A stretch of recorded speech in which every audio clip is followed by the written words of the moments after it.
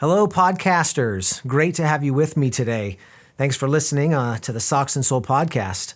Had a busy week. One of the videos that I shot this week was a training video for the NFIB, the National Federation of Independent Business, and I was asked to shoot a video that would showcase the sales presentation to a business owner, a prospect, right? So I decided to have a little fun with it, and I decided I was going to shoot it with a green screen, and to add another twist, I decided I was going to play both the salesman and the prospect. And so I've used green screens quite a bit, but I've never done one where I played all of the roles, and so I had to set up my little studio here with the green screen, and then I had to shoot the same scene multiple times from multiple angles, and to get it all just right. And I guess my favorite part is I invented this character. His name was Hank, and Hank had a little bit of a southern draw, which my southern draw is obviously terrible, as you can tell, but had a cowboy hat on, and I did a little voice manipulation, so it didn't quite sound the same as my voice now. Anyway, had a good time with it, learned a lot about multiple angle green screening. So if you need a video like that, let me know, because I learned a lot, and it was pretty fun. And it turned out good. If you want to check it out, it's on my media YouTube channel, which is go to youtube.com and just search for Ditto Film Media. And it's one of the more recent videos that I've uploaded. If this is your first time listening, I want to thank you for tuning in today. So I started this show in July of 2020, so right smack dab in the middle of the pandemic. The reason I started it is I wanted to tell the stories of successful and inspiring people. So this group, large part, many of these are business owners, not all of them, but a lot of them are business owners. Some are high-level athletes. Some have just overcome huge obstacles or done things that are amazing. This podcast is not exclusively or specifically designed for entrepreneurs. If you're an entrepreneur and you want inspiration on starting a business, you'll get it here. There's a lot to glean and learn from entrepreneurs, and they talk about their struggles and their fears and all that kind of stuff. But it's not really specifically what this is for. This is designed as a podcast to inspire people to go do things that are hard or scary or tough or roadblocky, and I make up a lot of words on here, like roadblocky, but it could be a number of things. Starting a business or a nonprofit. You want to get in shape. You want to run a marathon. You want to prepare for an Ironman. You want to get healthy. Maybe you want to go on a spiritual journey. You want to find God or make a goal to read the Bible or study your scriptures or do something great. I just think that inside of every single one of us is this desire to go and do something more than what we're doing. And I find that guest after guest after guest, felt called to go do something or wasn't happy where they were or felt complacent with what their lives were doing. And that is exactly what this show is designed, is to tell the stories of the people that were there and how they got to the other side of that, how they climbed the mountain or went through the valley or jumped over the hurdles or whatever you want to call it. And for many of them, it's messy and it's hard and it's confusing and there's bumps and bruises. Whatever it is you want to do, this is a place where you can find inspiration. You can learn from people that have done it, learn from people that have taken that leap of faith, have overcome obstacles, how they did it, what they were thinking. Sometimes we just talk about how they find motivation. Sometimes we talk about the financial struggle. There's lots of reasons. There's lots of excuses on why you should not go and do this, whatever it is that you want. But there's so many good reasons, to get it done. So anyway, whatever it is, this podcast is designed to help you overcome your fears and reservations and nudge you to go and do it. Go make it happen. And we'd love to hear your story about it. We'd love to hear how you did it or what you were thinking of doing and which guest and which episode really pushed you to go make that happen. If you want to hear more about my story, go all the way back to episode 1, my very first episode. I talk about my journey, how I got here, why I was inspired to do it, and a little bit about my background. Okay, so today I talked to Krista Mcnaught-Davis. She is a number of things. She was a professional bodybuilder. She has run marathons. She competed in Ironmans. Her attitude about overcoming obstacles is absolutely amazing. And in her mid-20s, she was told she'd never run again. And she had grown up running competitively. She ran cross country, and she was involved in track and competed at a high level, as a youngster. And in her 20s, she had a major setback. And doctors told her that she'd never run again, and she was determined to prove them wrong. She was determined that that was not her story. Her story was not that she was handicapped for the rest of her life and to make excuses on why she couldn't go do things. Instead, she went and made it happen. Since then, she's run the Boston Marathon and competed in an Ironman with more to follow. She is relentlessly hardworking and just a delight to talk to. She is really so inspirational, and I'm excited to have you listen to her story and be inspired by what she has to say. So, without further ado, welcome to the Socks and Soul podcast. I'm your host, Kelly Ditto. Let's go.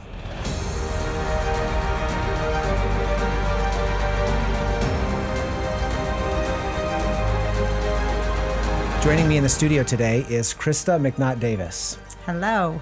Well, I'm glad you came by today. I'm excited to be here. I'm very excited. So we have a mutual friend, Jeremy McGee. Yes. And I interviewed him a month or so ago, and he said, "This is somebody that you really ought to talk to. She's got a great story.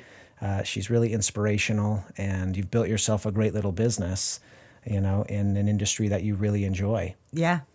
So tell us about your business.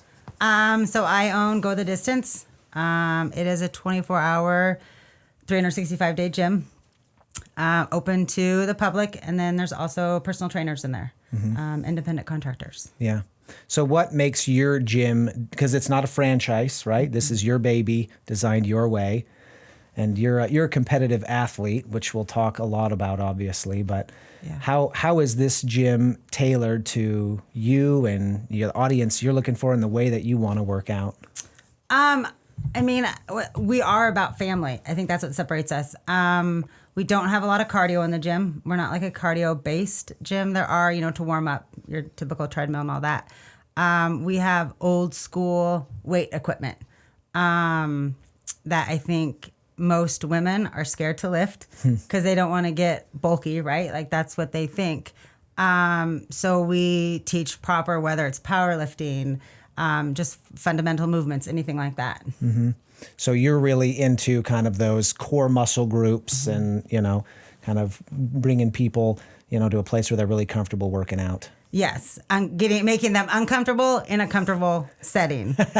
And we have anyone basically from 13 years to almost 74. Yeah. So we're for everybody. Yeah. Yeah. You're a very broad gym that way. Yeah. Very cool. So tell me, the most obvious thing as I internet stalk you is the years that you spent as a competitive bodybuilder. I did. That's yes. a pretty intense deal. It was a lifestyle. I did it for almost a decade.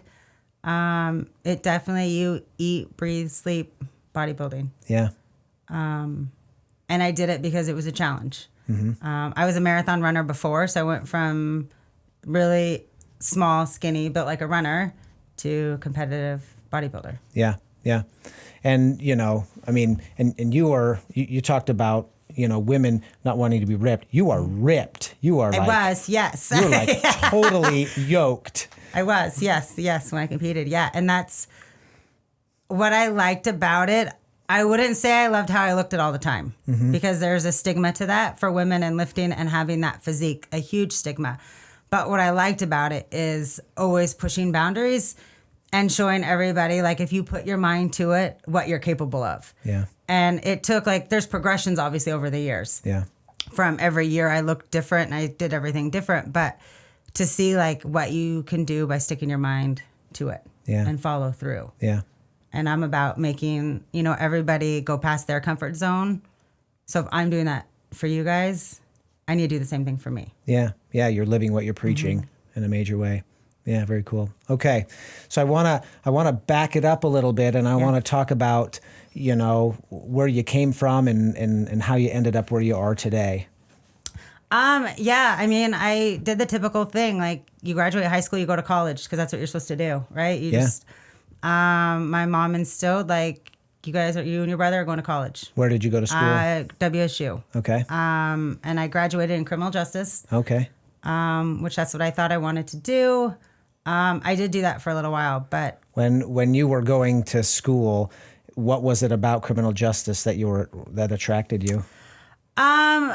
Ironically, I don't like guns, so I don't know why I chose that. But I loved being able to figure out, like, putting together what's going on in different crime scenes. I did a lot of forensic photography and stuff like that. I really enjoyed that aspect. Okay. There was no passion and love behind it. I just enjoyed it from a learning standpoint. Yeah. Yeah. It was interesting to you. You were, you like the crime solving part of it. Yep. Okay. All right. So that's cool. But so how long did you work in that field then? Not long after I graduated, I did an internship in Australia. I was there for about 6 months. Whoa. Which that was awesome. I loved that. How did you end up in Australia? I didn't know what I wanted to do when I graduated college. And so you could apply for internships. So you stay with the host family. So I applied to the New South Wales Law Reform Commission Center. And I got accepted, and I hung out in Australia for 6 months. And how was it? Awesome. I loved it. I mean, I worked, but it wasn't hard. I mean, yeah. I went it was our winter, so it was their summer. I went there in January and worked in their law reform. And was the field kind of what you thought it would be when you were studying it in college? No, completely different. Completely. It was boring to me. Like, I thought it was going to be more interesting. It was very boring and a lot of computer work, a lot of sitting down. I'm not good at sitting and being in front of a computer. Yeah, I can believe that. I can believe that based on your body of work recently. So, yeah. Okay, so you come back to the States and you just find a job then? I get a job at our courthouse. Here in Spokane? Yeah, here in Spokane. I got a job at the courthouse. And I worked there, for a year, maybe, year and some change. And you were doing clerk type work or? Just entry level. Like, I was literally job shadowing. Okay. So it wasn't, I hated it. I was literally punching a clock day in, day out. So you were punching in, doing like paperwork and computer work, anything that they wanted me to do. And it just wasn't your gig. Okay.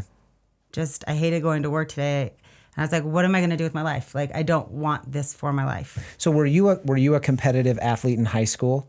I did cross country and track all through high school. Were you good at it? I did varsity. I mean, it was pretty good. Okay. So you're doing this terrible job at the courthouse. It's basically more of an internship, and you realize you're not going to do this. This is what I want to do forever. Like, I was young. I mean, what was I, 24, 25? Yeah. Like, I don't want to do that the rest of my life. Yeah. I hate it now. What am I going to hate? Like, how am I going to... Am I going to spend my whole life in this field that is clearly not what I... Yeah, and you hear a lot of people, they were unhappy, and I'm like, gosh, they're just unhappy. What are they doing? Like, is this what we're supposed to do? Is this like life? We go to college, we just go to this 9 to 5 we have to do. Yeah.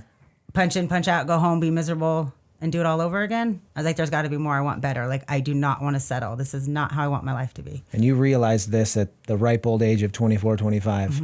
Okay. So then what happened after the courthouse? I told my mom I wanted to go back to school. Okay. And she's like, go ahead and pay for it. Do what you got to do. She paid for it when I first went to school, which fair enough. Like, if I'm going back. Right. So I worked, I did like retail jobs and stuff like that while I was going back to school. And I went back to school for exercise science and nutrition. Okay. Why did you decide that? I mean, it seems obvious today. Yeah. Back then I was a huge runner and I had a love for running. I didn't know if I wanted to do like physical therapy. I just knew I wanted to work and change people's lives for the better. I wasn't sure how I was going to get there. Did you think that working in criminal justice, you would have the opportunity to work with people and help them reform? Was that one of the things that drew you to it? Yeah, and I thought like I was going to save people for somehow. You know what I mean? I thought I was going to help them and save them and make this world a better place, a safer place. And I know people do that, but on where I was like, I wasn't doing any of that. You didn't feel any of that? No, I felt nothing. I felt no connection. I felt no... Like, you know, if you get up and you just go and you just have that fire, none of that. Yeah. It was just... You weren't excited about going to work. Sunday night, you were like dreading Monday morning. Dreaded it. And like you're looking at the clock all day, waiting for it to be over. Okay. Yeah. So you decide that I'm going to go help people by helping them with their bodies, get healthy, fix injuries, whatever the case it is. may be. And I mean, we're metabolically ill as a country. Yeah. I mean, we're so now than back then, right now, especially. And I was like, there's got to be something. Like, I know I can do something. And so I just started taking classes, and I never had that excitement in college the first time. Like, I was excited to go to class. I was learning. I felt alive in a way. And I was like, this is like what I'm literally meant to do. I'm supposed to be doing something in this realm. Yeah. Yeah. You had found your space. Isn't it interesting how excited we get to learn things that are amazing and captivating to us? Yes. Yes. It's so exciting. And I don't think, like myself, I don't think people realize that, right? I just honestly think we're taught, go to college, graduate high school, go to college. Yeah. Pick a job. That's what you do. Yeah. But we're deciding at 18, right. 17, like what we want to do the rest of our life. Yep. I'm 40 now. Yep. I'm not even close to that person. You know what I mean? So that's hard to choose. And some people know right off the bat. Clearly I didn't, but I'm glad I found out what I wanted to do, and I can't imagine being the age I am now and still punching that clock day in, day out. Oh yeah. I mean, I talked to Josiah Roloff. He owns a computer forensic company here in Spokane. And, he knew exactly what he wanted to do. And he went to college for it. And he came out of college and he got a job. He begged for an internship with the company that did what he wanted to do. And then eventually he bought the company and he runs it today. And I remember being like, you are very rare. Yeah. I was like, this is a really rare thing. And he loves his job. He loves his company. He loves what he does. His wife has joined him in it. And, and I just kept thinking, during our show together, I thought, you're really lucky to have identified that early what you want to do and to love it today even more than he ever had. Yeah. Yeah. I mean, I my college experience is, first of all, I'm a terrible student because I read slow and I fall asleep when I read. Which is not good. Which is not conducive to the platforms of today, right? Right. And you start college, and of course they make you do all the study all the stuff you're not interested in, old paintings and birds and stuff like that. And I remember having all those feelings. And then I got into business and advertising and marketing, and I remember having that awakening and just being like, oh, I don't dread this anymore. This is really exciting stuff for me to learn. I really am enjoying this. Yeah. I wish everyone could get that feeling. Yeah. And if you don't have that feeling, you should try and figure it out. Yeah. I just think it's never too late. You know what I mean? Like, life, we're not guaranteed tomorrow, but life is way too short to do something you don't enjoy. Ugh. And you're going to have days, there's days obviously that are hard, and I'm not you have to find that, but you should love what you do. Yes. Love what you do. I love that. That's a great quote. I'm going to put that on the YouTube banner for this show. I love what you do. It's a great quote.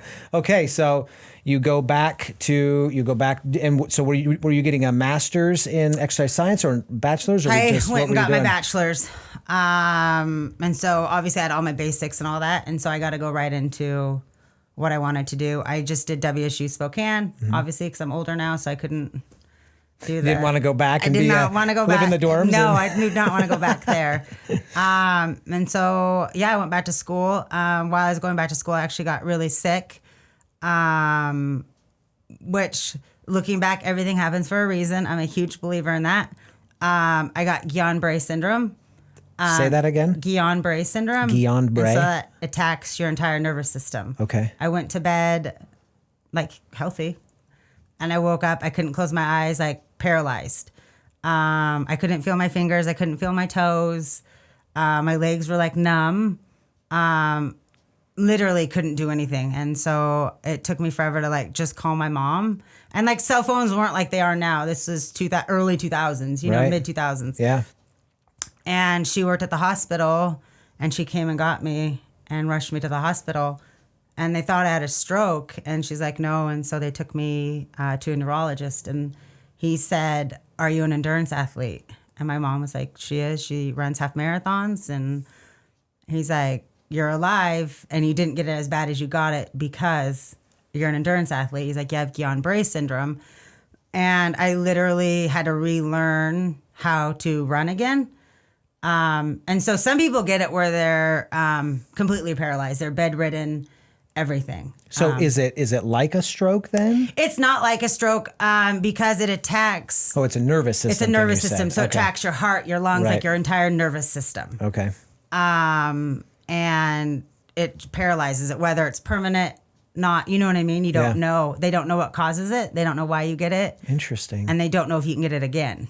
Okay. And so my mom had to tape my eyes closed every night before I went to bed. Wow. She put like eye drops and then I remember asking my mom, I said, take me to the track. And I couldn't drive, and so she took me to the track and I couldn't run one lap around the track. You could walk. I could walk slowly, but I could not run. I could not get that movement to run. And so you're like 25 years old? Roughly, yeah, early 20s, about 25 or so. And maybe 24, around there. And they wanted me to do PT, and I was like, no, Mom, like, I'm not doing PT. I'm going to do this. And so my mom literally took me to the track every day. And it went from a slow walk, and I literally, a 400-meter, one lap around the track, and I was dead tired. And I would do my lap, go home, and I was frustrated. I'd get angry at myself. And I just kept doing that every day. And the neurologist, I saw him a couple of times. He's like, just so you know, you're never going to be a runner again. Your quality of life is going to be completely different. And I looked at my mom and I was like, I said some profanity. And then I was like, that's wrong. Like, he's wrong. Like, that's not my story. I was like, there's more to it. And so I just kept going to the track and just eventually started running again. Like, slowly. It was a long process. But weights were still around then, but women didn't really lift how they do now, right? So if I would have known the benefits of weightlifting, that would have played huge role into recovery. But it was more taboo back then, it wasn't so long ago, but taboo for women to really lift. Yeah. It wasn't a big thing. So I just did my cardio thing and just did rehab. That is incredible. So that's really what made me like, I'm on the right path. Like, would I wish anybody getting that? No. However, everything happens for a reason. Like, that showed me, like, this is your path that you're supposed to be on. It wasn't easy, and I didn't always have that mindset. Like, I got angry, but you just have to keep going no matter what you're going through. And that just showed me, like, no matter literally what you're going through, or if a doctor says or anybody says anything, this is your story to tell. You can listen to them, or you go out every day and figure out what you want your story to be. So doctors and the research are telling you, listen, Krista, you're just going to have to adjust your expectation for life. You're never going to run again. You're going to be disabled, essentially, is what they were telling you. And in spite of that, you had decided in your mind that you were going to do something different. You were going to beat all the odds. And so you went and you just ran every day, or tried to run. Tried to run, yeah. How day in and day out, I mean, I imagine your progress was deathfully slow. How did you convince yourself day in and day out that was going to work? Honestly, if that neurologist would have said, you'll be okay, I don't know if I would have had that fire. I don't like people to tell me what you can't do, what I cannot do. Don't tell me like that you cannot do this, because I'm going to do it. Yeah. You know what I mean? Yeah. Like, not obviously bad things. Like, but if you tell me something, don't. And I think my mom knew at that point, once he said that, like, oh, okay, she's going to be really annoying. And I had bad days. I had days where I wanted to give up. You know what I mean? She's going to be really annoying. He's like, I can see her mom now. She's like, oh, please don't tell her that. Please don't tell her. You don't know what you created a monster. And I think I've just always had that mentality. Do not tell me I cannot do something. Because who are you to tell me that? Like, I get it. You're a doctor. I respect that. However, one, you don't know a lot about Guillain-Barré. It was still new. You don't know what causes it, why I have it, right? Like, so how do you know that you can't learn things again. And was that part of your thought process? Were you actively like, listen, I know you're a doctor, but you just told me we don't know that much about this thing. And so who are you to tell me what my outcome is going to be? Yep. And you just literally said, are you an endurance athlete? Because that saved your life. So you just told me what saved my life. But now you're telling me not to do that not thing. to do it. Because it's not like, it's not going to work again. Yeah. If they... maybe I should go back and talk to him. Like if they knew all the things I've done since, you know what I mean? Because they're like, no, that's going to be dangerous for you. You can't do this. Like they just listed off everything that would be dangerous. And it's like, okay. When you would go run, was it coordination that you were missing? Like, did you fall down a lot or? I didn't fall. It felt, so my left side is my weakest side still. So I never fully recovered on my left side. I noticed just a little bit of, you know. So it's my weaker side. Like it looks like maybe you had a stroke. Yep. Only because of your mouth. That's the only place that I notice it. So my left side is always since then has been my weakest side.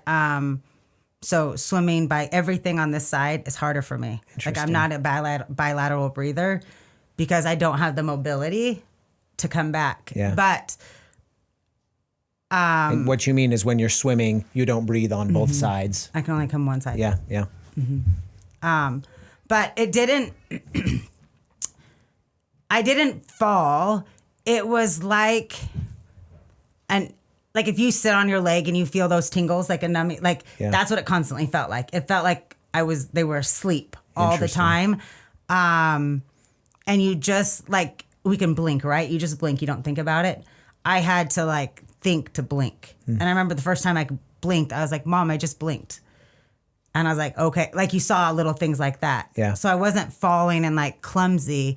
I just couldn't get the memory to go through and make my body run. Yeah. And it attacked my heart. And so my breathing was off because my heart wasn't as strong as it was. So I had to rebuild up that as well. Because they need, you know what I mean? They need work too. Yeah, right. It's a muscle. Yep. And, it has to be, sounds like most of your muscle and muscle memory had to be retrained to do the things that, that they were, designed to do. Yeah. So it was a blessing. Not that I wanted to have it, but that was a blessing because it showed me what I'm capable of to do. Totally. Well, that's such a great story. So, it's something that you would never wish on anyone, but it, in reality, it made you who you are today. Yeah. And all the things that, you're just like, I can do anything. I can overcome anything. I really honestly believe you can do anything you put your mind to. It's going to be hard. It's going to be challenging. But if you literally put your mind to it, you can do it. Our bodies are amazing. They're meant to move. They're meant to be active. They're meant to do things. They're meant to be challenged. We're not meant to be sedentary. We're just not. Yeah, absolutely. That's amazing. It must have felt so triumphant coming to the other side of that and teaching your body to move again, knowing what the prognosis had been prior. Yeah, it felt good. It's something that I will never take for granted again, being able to run and go do things.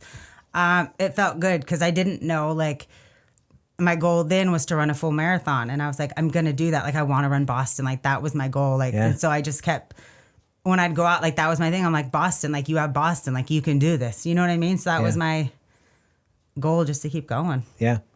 I was listening to a psychiatrist a few months ago, and he was talking about the importance of goals. He called them having an aim, which is essentially a goal. But he talked about, it was really interesting listening to him because he said, when we achieve our goals or we arrive at our aim, that's great. He goes, but the real power in having an aim is trying towards it. Mm-hmm. He said, that's where the growth happens. Yeah. He said, even if you never achieve it, he said, you have to be able to look back and see at the progress that you've made because of, putting together that aim or that goal or that purpose and having a reason to get up and move in your case. Mm-hmm. Yeah, I agree. That's 100% true. I like that. Yeah. And I never thought about it that way, because I'm a fairly goal-oriented guy, and it's just I don't care about that stuff. I just want to get there, but it's easy to forget about the importance of the work. You got to enjoy the journey. Yeah, you got to enjoy the journey. You have to. Yeah. Yeah. Okay. So did you have to stop, doing your degree during this time, or did you keep going, No, or what happened? I still did everything. You still continued. I would get tired more or whatever, but I still did everything. Like it wasn't. Mm-hmm. So you got your bachelor's degree in exercise science, and then what? And then I went back and did nutrition, and then I eventually just started training out of like big box gyms. Okay. So you were a contracted trainer in these places. Yep. Okay. And I just kind of started doing my thing. I knew it was what I loved, but I knew I still wasn't where I was supposed to be. Like I loved training clients, and I loved my clients, and seeing them change every day and get confidence and whatever their goal was. I knew this is where I was supposed to be, but I didn't want to work for somebody else. But I never wanted to be a business owner. That wasn't like a thought, like own your own business. It'll be fun. So your aspirations at that time were never like, I want to have my own gym. No. And that's not something I ever wanted. Like I just wanted to do what I loved. Yeah.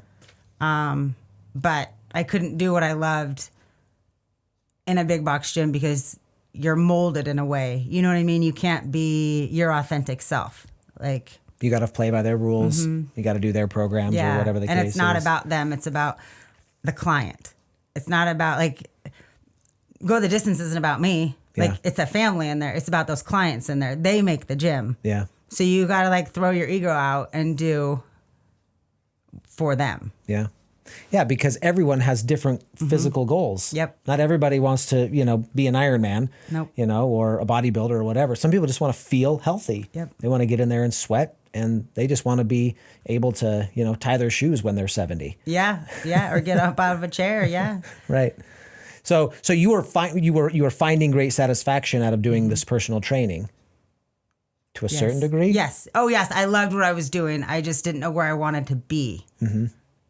And then I was at work one day and I was like, oh my gosh, I'm going to get my own studio. Like, why don't I just do this myself? Yeah. I don't need this gym. You know what I mean? And so I looked for a space, found a small, like 1,200 square feet, carpeted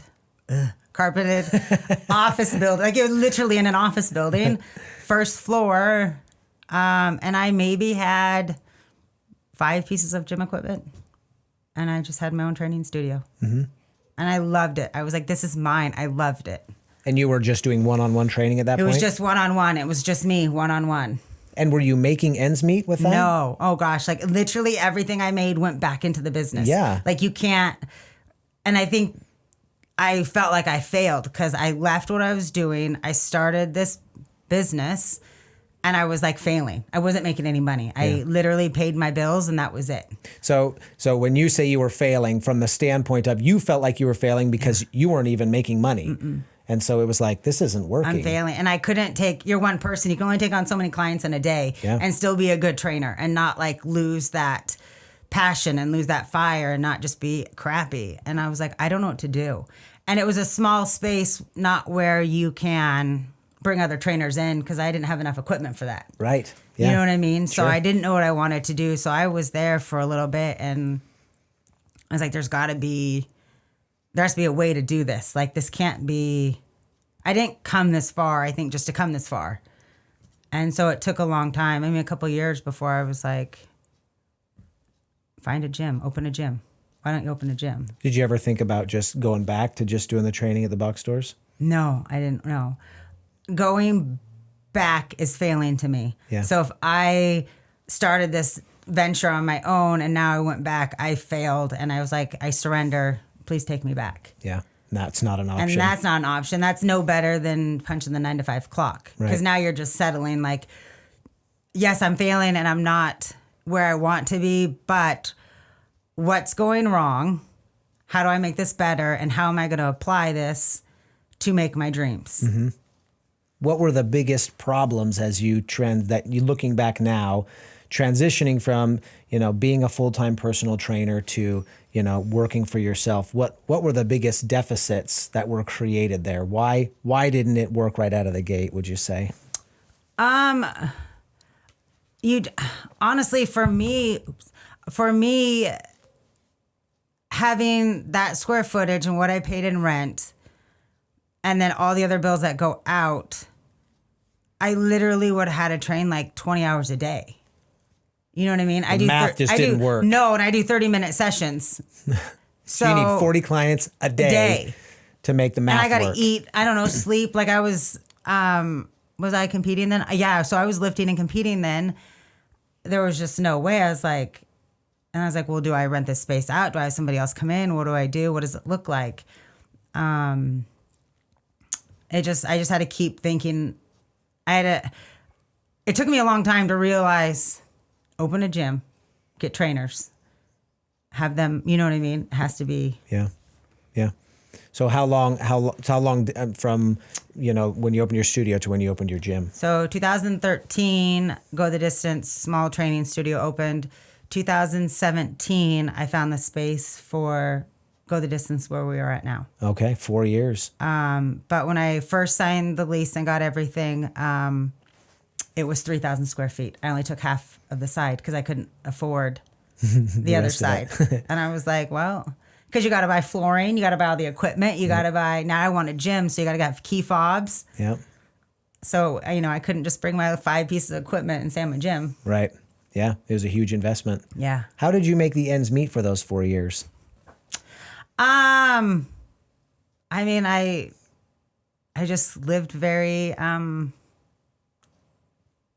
little. You know what I mean? Like I did what I had to do. Like you don't get the necessities that people think we need. You don't. You just live like you'll do whatever you have to do to make it work. What was the craziest thing that you had to do to make it work? I feel like I didn't eat very well. Like I didn't eat a lot then. You know what I mean? Like I wasn't doing anything crazy. I just didn't. If I was like, hey, well, I'm going without that. I won't get that food or I won't do that. Like nothing crazy. Sure. But I had a mom that was super supportive too. Like, yeah. But yeah. You'd be amazed what you can live without. Yeah. When you don't have the choice. Yeah. Oh man, that is awesome. And so after 4 years of that, you still had the gumption to say, all right, I need to go bigger. I mean, I might not be that bright. Yeah. So I was like, what I have to do is, because I love training.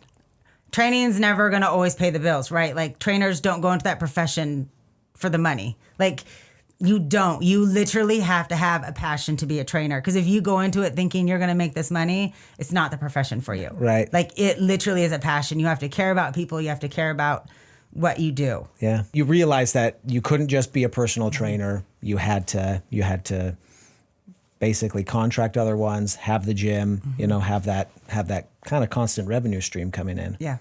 And how is it doing today? Amazing. It's obviously 2020 was a hard year. But in 2019, the gym expanded, so it went to 5,000 square feet. So you picked up the other half of that building? So I picked up the other half. There was somebody in there and they moved out and I was like, I have to do it now. It's time. Yeah. I have to. Go the Distance literally would not be where we are without every single person that's in there. They made it through 2020 for us. They are literally, it is a family. Like we all come together. The respect, the love, the support that everybody has in there for everybody, it is just amazing. Like sometimes I'll just step back, like just the other night, I just took a step back and just to see everybody. And I was like, oh my gosh, like this is so cool. Like everyone was doing their thing, lifting, working hard, supporting each other, talking in between sets and like spotting somebody. And I was like, this is what it's about. It's not about me. It's not about anything like that. It's about everybody becoming better and whatever their goal is. And it's a pretty cool thing to see I often step back and reflect, but when you see that and coming off of a year like 2020, and they're like, okay, like the family has it. You know what I mean? Like I wouldn't be here without them. That is awesome. Point blank. Like I don't do anything special. Like I think the thing though for having like a business, you have to have something that separates you. Because anyone can have a gym. Like you could go make a gym, right? You know what I mean? Go get equipment, throw down some flooring, and you have a gym. But there has to be something there. And Go the Distance, it just has that there. Yeah. Yeah.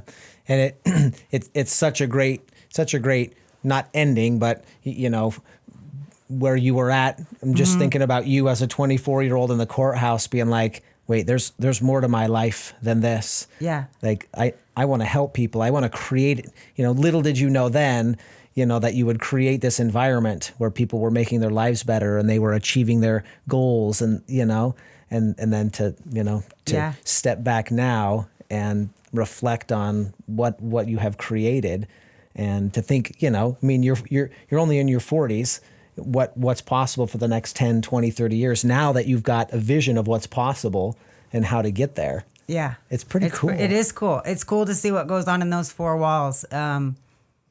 It's a cool thing. I'm not content with where I'm at. I'm happy, but this isn't my end story. You know what I mean? Like I want more. I don't want to just. So what is next? What are your dreams and how are you going to make them happen? I want to expand. I want more room. How is that going to look? I don't know. I also don't want to move locations. I love where we're at. So I don't know, but expanding will be somewhere in the future. Yeah. Somewhere in the future. Yeah, absolutely. Tell us, I want to go back and talk about the competitive athlete side, because in the midst of all of this, you were competing at a very high level. And so how did you find that balance while you were trying to make ends meet, run a gym or, do your personal training gig and then also compete at this high level? That's a pretty impressive feat in its own. I think I'm a little crazy. I like to always be busy. I'm someone that always likes to be busy. Like I don't like to sit. I have to be busy, but I have to have something I'm going for.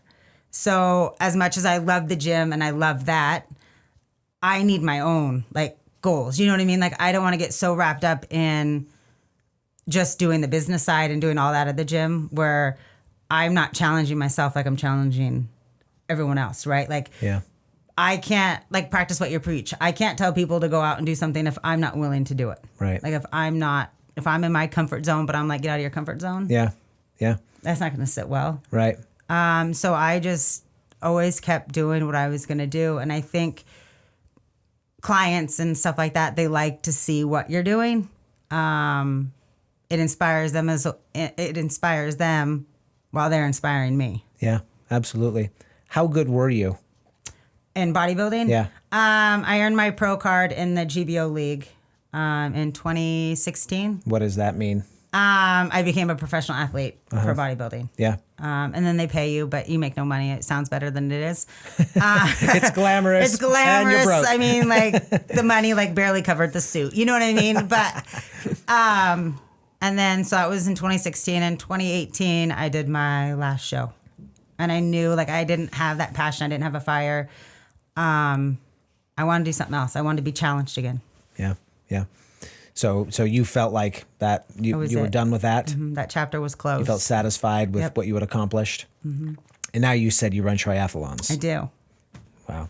I came back to my running roots. I mean, are we talking Ironmans or you run? That's what you do? I've done one full Ironman in 2019. I did the Arizona. So you are crazy. 140.6. Okay. I am definitely crazy for sure. And I didn't know how to swim, so I learned how to swim in 2019. What do you mean you didn't know? Like at all? I did not know how to swim. And I'm scared to death of lake water. Good choice. So you did an Ironman. Yep, that was a great idea. So I'm pretty smart. I told you, crazy. But that was something I've always wanted to do. That was when I was a runner. Boston Marathon was what I wanted to do, and I wanted to do an Ironman. And you did the Boston in 2012. In 2012, okay, and then learned to swim and did an Ironman in the same year. Mm-hmm. I wouldn't say I'm a phenomenal swimmer, but I'm not drowning, so there's that. Well, you swam 2 miles in lake water. In Arizona, lake water. Not exactly your crystal Caribbean water, huh? No, but I love it. It's I hired a coach because I also believe every coach needs a coach because you don't know everything. So I had a triathlon coach who got me to complete complete it. That's great advice. Every coach needs a coach, no matter who you are. No matter who you are. You know, you can always get better. There's more that you can accomplish. Yeah. So I just did everything she told me to do. That is awesome. I think she thought I was crazy when I called her, though, because I was like, so I signed up for Arizona, full Ironman. So get me ready. You brought a quote that you wanted to share. I did. Please. It's authenticity is a daily practice of letting go of who we think we are supposed to be and embracing who we actually are. And my coach actually gave this to me. And I love it because I think for so much we either stay in a certain place because people think that's the person we are, right? So we let people determine who we are, who we're supposed to be, when really like we're not embracing our authentic selves. Like we're not being who we are. And it took me a long time to realize that as well. Like, this isn't me. Like, do you. It doesn't matter what people think you're supposed to be doing. So your coach gave this to you in 2019? No, just this year. So this is a recent thing. Just this, or maybe it was the end of last year. Recent. So you felt like you weren't being your most authentic self? For a long time. I think going from bodybuilding to triathlons is crazy. They're polar opposites, right? They're polar opposites. Yeah. No matter I had that running background, but leaving the bodybuilding world, people can be mean, and then people question a lot. What do you mean people can be mean? I think people get uncomfortable with change. Yeah. And so they see you as this person, which I didn't love how I looked. I did it business, and I did it for a challenge, and I did it to show people you can do anything you want with your body. Like our bodies can change all the time. Yeah, for sure. It was fun. It was challenging. And I think when I went to Triathlon World, people were like, well, but you're a bodybuilder. What are you? And I was like, what are you doing here? like, you know what I mean? And so then I was like, oh, well, can I not? You know what I mean? Like people just hold you to what they know of you. And I think people have a hard time realizing like we're going to grow. You know what I mean? Like, and that's also one of the reasons that people don't allow themselves to grow. Yeah. You know, I mentioned to you before the show, one of the reasons that I love doing this podcast is because I think there's a bunch of people out there who are doing things every day that they hate. Yeah. Or there's things about their life that they say all the time to their friends, you know. I want to exercise more, or I'd love to learn to play an instrument, or I'd love to start a business, or I'd love to learn how to do whatever. And they talk themselves out of it. Yeah. I'm too old. I don't have enough time. I don't know how to do it. You know, or this is an interesting one. You know, you went from the bodybuilding world into this triathlon world, and you instantly felt unwelcomed there. And you easily could have said, okay, well, I guess maybe I'll go do something else. Maybe I'll go back to bodybuilding or whatever. But man, don't be afraid of the change and the opportunity. And I think the physical, you know, you talk about the physiological change in your body from going from one sport to another, but that's so applicable in people's lives. Yeah. You don't have to be this one thing. You can morph and change and learn and grow. And man, you wanna go do that thing, just go do it. Like I always say, as long as you're not hurting somebody, offending somebody, and being just a bad person, do it. Yeah. Do it. Like people either get uncomfortable if you're doing something that they want to do because they don't want to do it. You know what I mean? Or they just want to hold you back. Yeah. So do you want those people in your life? Right. Like, do you? Like, yep. I mean, no one's going to live my life for me except for me. Yeah. And I love triathlon. Like I just literally got started, and you're finding that it's really something you're enjoying doing. Yeah. I love it.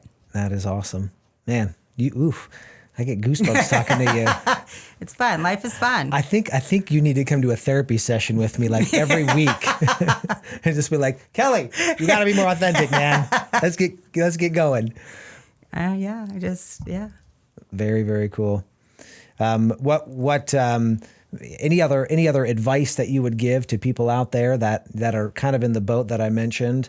You know, just maybe they want to go do something different with their lives, but they're afraid to. Like, what would you tell them? There's this quote I often come by. It says, "Fail forward, fail early, fail often." Yes, I love that one. I don't even remember who said it, but I love that one. And literally, you have to do all those, right? Like, put yourself out there. Like, know you're going to fail, but how are you going to get back up? Like, we fail all the time. I mean, I spent many nights crying, sleepless nights, sitting in the gym by myself because I had no gym members. You know what I mean? Like, but people don't see that side. So they see, like, go the distance right now. Like, it's doing well. Like, we have great members. We have phenomenal trainers and clients. So they see that part of go the distance, but they didn't see when I was sitting there by myself, just hanging out. Like, what do I do? It's easy to look at the gal at the end of the finish line and be like, oh, she's got it all. Yeah. And not realize that there was a period of life where she couldn't even run. Mm-hmm. Yeah. And what she had to overcome to get there. Do it.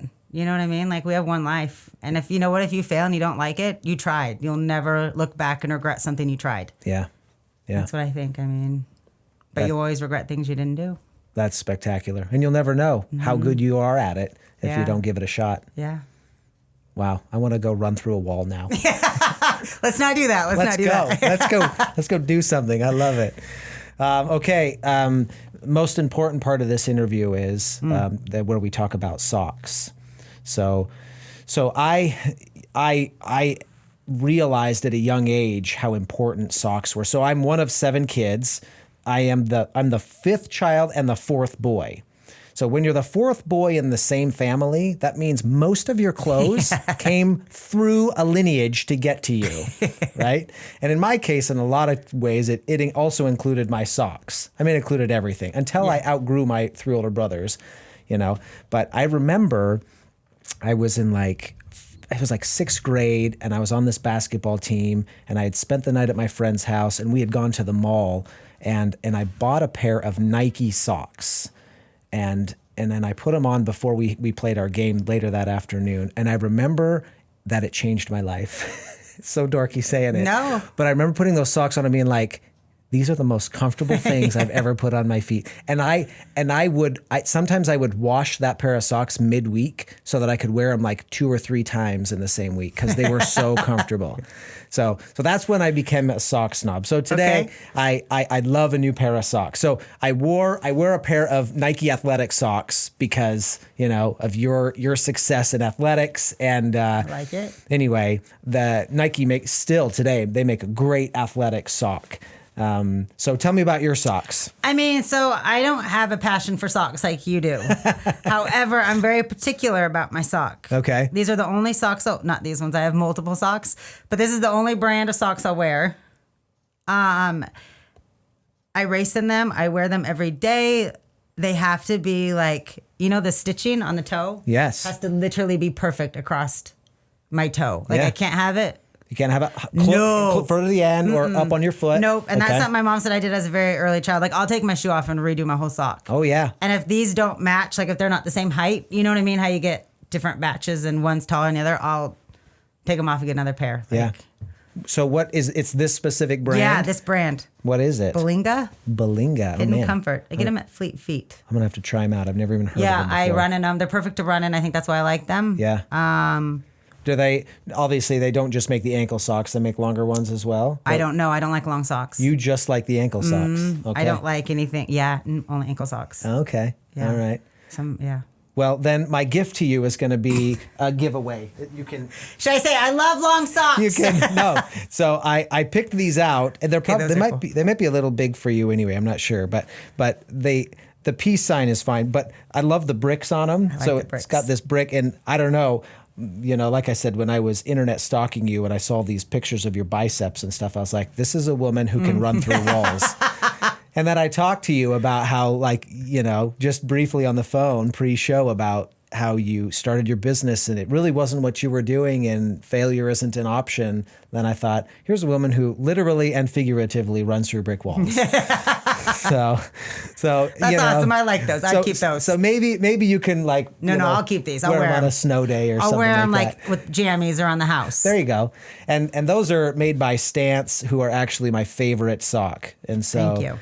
I'm gonna pick up a pair of those that you've got, and you can try out those, and I will. And we can exchange notes later. I will try them out because I like the meaning behind it.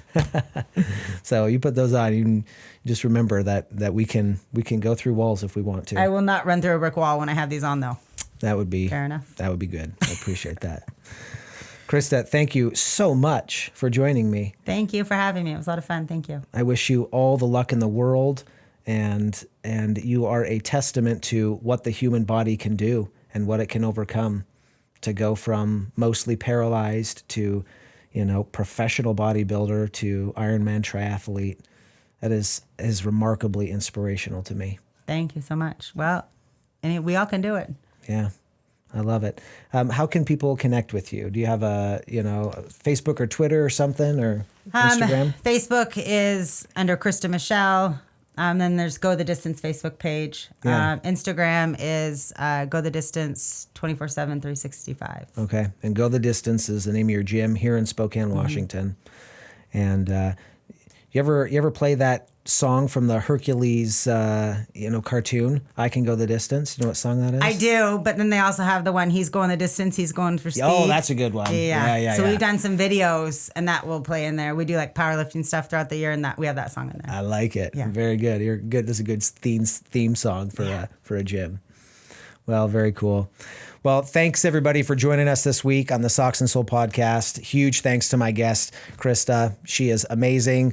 Do your internet stalking and see, what she's all about, because she's got a great thing going. Thanks again, Krista. Thank you so much.